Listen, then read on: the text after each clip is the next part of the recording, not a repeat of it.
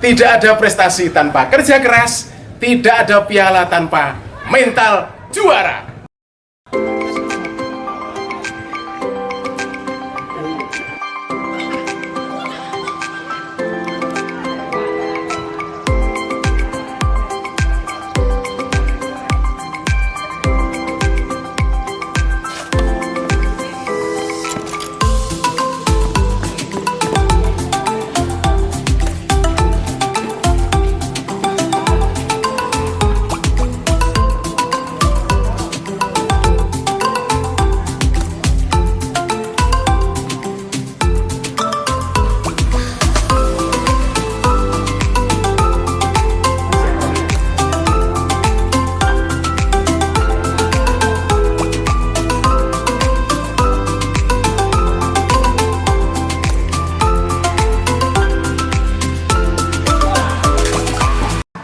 Ketemu sore hari ini, siapa dan apa biangnya?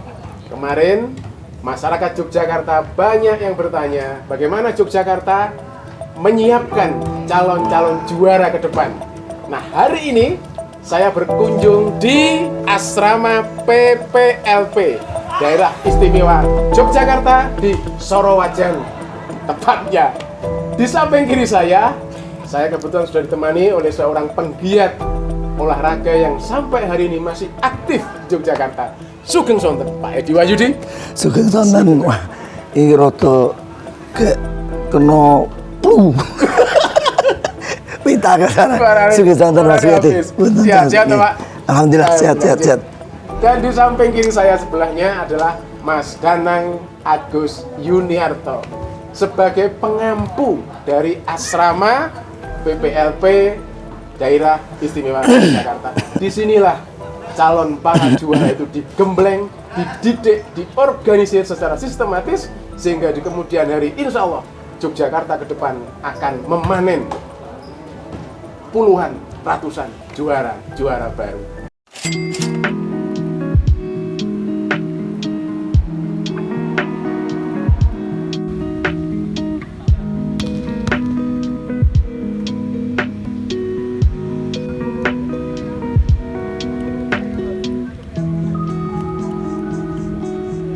Kayak apa ceritanya? Saya minta Pak Edi yang ngulik-ngulik dulu karena beliau penggiat olahraga yang bisa bertanya dengan banyak. Monggo Pak Edi. Baik, singkat saja karena suara saya yang kurang mendukung sore ini. Intinya karena ini ada Mas Danang, nanti kita rame-rame bareng-bareng untuk mencari informasi bagi masyarakat DIY bahwa untuk menuju menjadi dutanya DIY, tentu pemerintah daerah istimewa Yogyakarta bersama dalam hal ini Dinas Dikpora, pengampunya ujungnya Mas Danang ini, tentu ada pembinaan untuk dipersiapkan ke masa depan. Intinya Mas Wiyadi, nanti kita akan mengetahui bareng-bareng bahwa dari juaranya RT akan mewakili menjadi RW ke dusun ke kelurahan ke Panewon kabupaten. Di tingkat kabupaten juga ada pembinaan seperti ini, tapi tingkat pembangunan. Nah, terbaiknya kabupaten di tingkat pelajar itu dibina oleh Mas Danang ini untuk diasramakan di PPLP. Sebelum ke sana Pak, satu pertanyaan dari saya. Jogja untuk bisa memiliki PPLP ini perjuangannya luar biasa ya Pak, panjang sekali. Panjang, secara panjang. Minta diceritakan itu karena ini bisa terjadi embrionya, fasenya panjenengan pas masih menjabat. Bahkan sebelumnya saya meneruskan memperbaiki di kala itu karena kita sadar banget bahwa tanpa ada asrama kita tidak bisa membina anak-anak secara totalitas dari sisi makan, istirahat, jam latihan segala macam. Kalau di asrama ini sudah luar biasa. Nah, di DIY ini adalah pembinaan tingkat pelajar kasta tertinggi ya di PPLP. Artinya anak-anak itu kasta tertinggi datang ke sini difasilitasi tanpa bayar ya Mas Anang, nanti lebih mengulik kemudian bahkan malah disangoni gitu. Kemudian sekolahnya yang tadinya dari antah barantah, kemudian dulu bisa nanti cerita dengan Mas Danang, siapapun yang bisa masuk di PPLP, sekolahan menjadi tanggung jawab kita yang mencarikan. Gila enggak? Sampai segitu ya. Jadi PPLP itu adalah pusat pembinaan dan latihan pelajar yang kebetulan sumber dananya adalah APBN, anggaran pendapatan belanja negara. Artinya PPLP itu adalah miliknya pusat, tapi yang mengelola daerah, diperuntukkan untuk daerah. Diperuntukkan untuk daerah. Saya kebetulan menggunakan Kementerian Pemuda dan Olahraga, dan kebetulan ASDEP-nya adalah yang memiliki PPLP. Jadi ASDEP, Sentral dan SKU. Artinya bahwa pola pembinaan pusat itu tidak bisa lagi disentralkan melalui di pusat. Mereka harus melalui desentralisasi, yakni melalui provinsi yang memiliki kapasitas, kemampuan, bahkan skill di cabang-cabang tertentu yang diharapkan sebagai penyumbang atlet elit nantinya. Nah, kita mempersiapkan di PPLP ini ada 5 cabang olahraga yang tentunya nanti berharap tidak hanya Yogyakarta yang bisa memanen atlet-atlet ini, kalau bisa nasional pun bisa. Contoh hari ini pun atlet kita Mutiara Pasa dari cabur atletik dipanggil pelatnas untuk mengikuti SEA Games. Nah, itulah salah satu contoh bahwa teluran dari sini ya Mas. Binaan di sini. Pembinaan PPLP dan DIY akan bermuara endingnya di Elite Pro yang nanti ke pelatnas.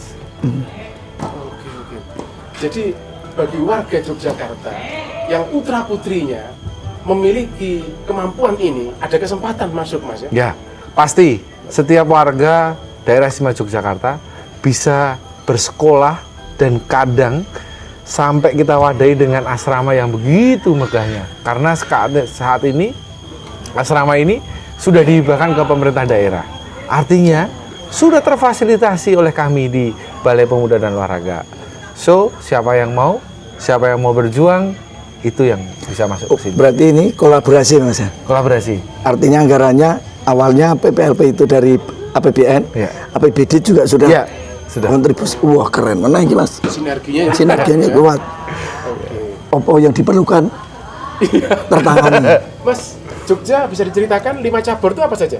Ya, yang pertama adalah atletik, yang kedua adalah balap sepeda, kemudian ada panahan, kemudian panjat tebing, ada voli pasir. Oh, itu kriterianya saya wingi panen kabeh itu. Anak itu panen di PON itu kemarin ya. Itu ada voli pasir. Itu bahkan 4 tim ya Mas ya. Masuk final kabeh. Iya. Luar biasa. Ya, artinya bahwa kelima cabang tersebut itu adalah cabur-cabur unggulan daerah istimewa Yogyakarta dan layak memiliki. Dan nanti karena secara prestasi sejarah sudah membuktikan. Kita punya atlet di panjat tebing, kita punya atletik, balap sepeda kita punya legendnya yang ada di Jogja, panahan selalu memberikan kontribusi baik di Popnas, PON, bahkan yang disabilitas kita juga punya. Sedikit bocoran kurikulum kali Pak ya, yang penting ya. Oh iya. Apa Mas konten pembinaannya di sini kalau bisa diceritakan dengan? Jadi begini, terkait dengan pembinaan untuk latihan, anak-anak ini kan tiap pagi kita punya pelatih fisik yang pelatih fisik sudah khusus strength and conditioning. Jadi pelatih itu sudah punya kita. Tangi turu gitu Mas. Tangi turu. Sing Islam bar subuh ya. Itu kita sudah punya. Kemudian pagi mereka berangkat sekolah. Setelah sekolah formal maksudnya? Formal, oke. Sekolah masuk formal, tapi di kelas khusus olahraga. Kebanyakan ada di kelas khusus olahraga. Kita punya KKO. Jogja punya itu berarti ya? Ya, punya 8 KKO di SMA. Di SMP ada 9 yang ada di DIY. Dan kemudian setelah nanti pulang, mereka sudah ditampung oleh pelatih cabang olahraganya masing-masing. Jadi selama dia dari pagi sampai sore, dia sudah punya aktivitas. Bahkan kita itu pembekalan fisik, pembekalan intelektual. Ya, kemudian kita bahkan menyiapkan gizinya bagi mereka. Ahli gizinya kita bawa ke PPLP. Ahli gizi kita bawa ke PPLP. Bahkan tryout kita siapkan untuk mereka ke jenjang kompetisi. Artinya pola pembinaan yang kita siapkan memang itu yang harus kita lakukan. Terakhir dari saya, karena ini terkait dengan kurikulum dan nanti ke depan seperti apa, Yogyakarta akan menjadi role model, sebuah rintisan secara nasional. Kita akan mendesain bagaimana kurikulum, karena Yogyakarta, Pak Kepala Dinas kemudian berkeinginan dengan kerjasama dengan UNY, kita akan membuat sekolah keberpakatan olahraga di Yogyakarta. Yang dulu sebenarnya Pak Edi yang memulai waktu godoknya.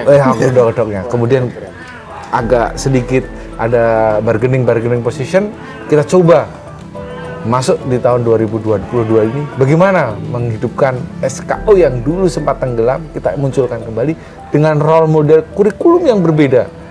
Artinya banyak aktivitas latihan, 60% itu ada di atlet, 40%-nya baru di kurikulum pendidikan seperti itu. Yang saya tanya, biar masyarakat Jogja tahu semuanya, biaya gratis semua, Mas. Alhamdulillah, kita mencoba semua atlet yang masuk di sekolah tersebut free. Sekolah pondok free, sekolah SKU-nya free. Semua free semua. Jadi sudah waktunya masyarakat tahu, Mas Yadi. Dulu itu kan gini, kalau ada anaknya seneng olahraga, wong tua niki li nyemelange, kowe pengen mangan bal, Bang. Wong niki arep mangan apa? Wong kok main dolanan bal terus. Nah, perlu kita ketahui bahwa bersama ada anak-anak pintar olahraga itu sekarang justru bisa di mana-mana. Pegawai negeri itu sik liyane ngantek berdarah-darah tes. Dengan olahraga bisa masuk.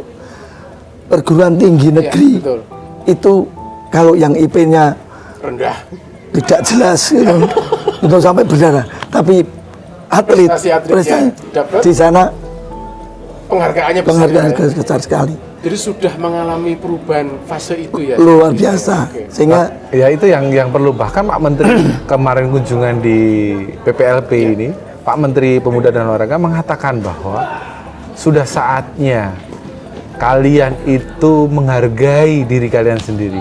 Karena seorang atlet itu sekarang dihargai oleh pemerintah. Bayangkan berapa bonus atlet saat ini. Tidak hanya di pusat, di daerah, berapa bonus yang diterima. Artinya atlet itu sudah sekarang sudah menjanjikan bagi. Maka konsep orang tua yang dahulu bahwa atlet itu seperti apa yang dikatakan Pak Edi tadi itu masa depan suram itu sudah nggak berlaku sekarang. Nggak berlaku. Karena penghargaannya secara material itu besar dan secara sosial juga penghargaan masyarakat juga luar biasa. Dan satu lagi, Mas, itu baru yang istilahnya duniawi, Mas. Dari karakter yang terbentuk. Saya pernah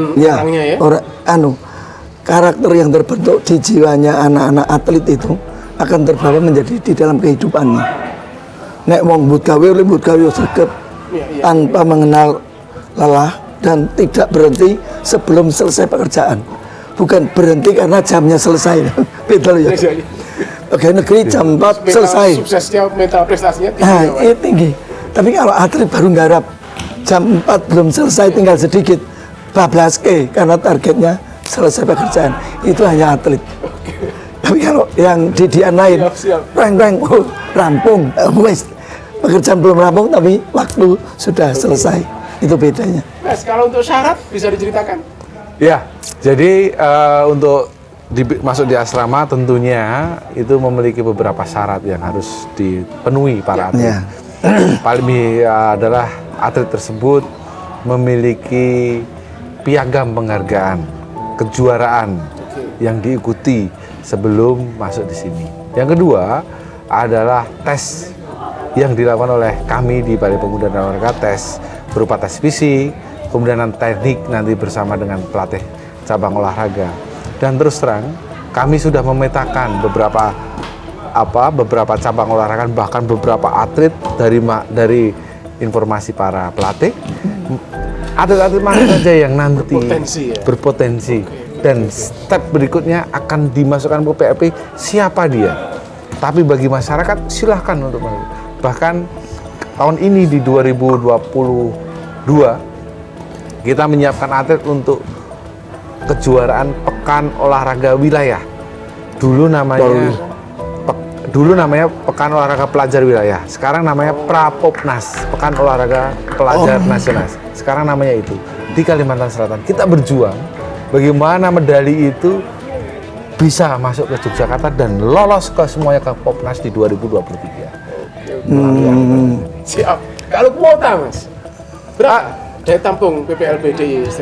Total kuota adalah 30 orang. Maksimal 30 orang. 30 orang dan dalam 5 cabur tadi. 5 cabur tadi. Dan nanti setelah nanti ada SKO, Pak Kepala Dinas berharap lahan-lahan kosong yang ini akan ditingkat.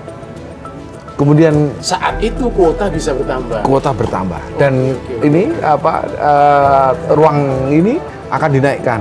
Jadi nanti ada konsep-konsep bahwa semua atlet itu tertampung dan terwadai di asrama ini. Tidak cuma 30, tapi sesuai kebutuhannya. Iya, betul.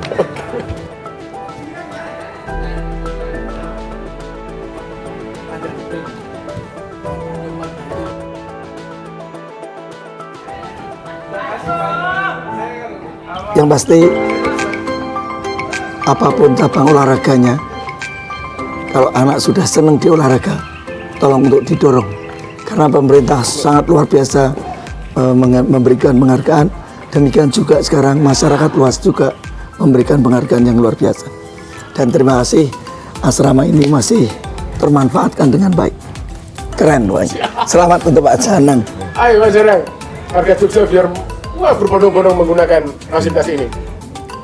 Saya sependapat dengan Bapak bahwa pemerintah saat ini sudah memperhatikan terkait dengan para atlet yang masa depannya jauh lebih baik daripada 10 tahun yang lalu. Sudah saatnya orang tua, wali, bahkan pengambil kebijakan sudah melihat bahwa olahraga sebagai dunia kerja sudah bisa dimasuki.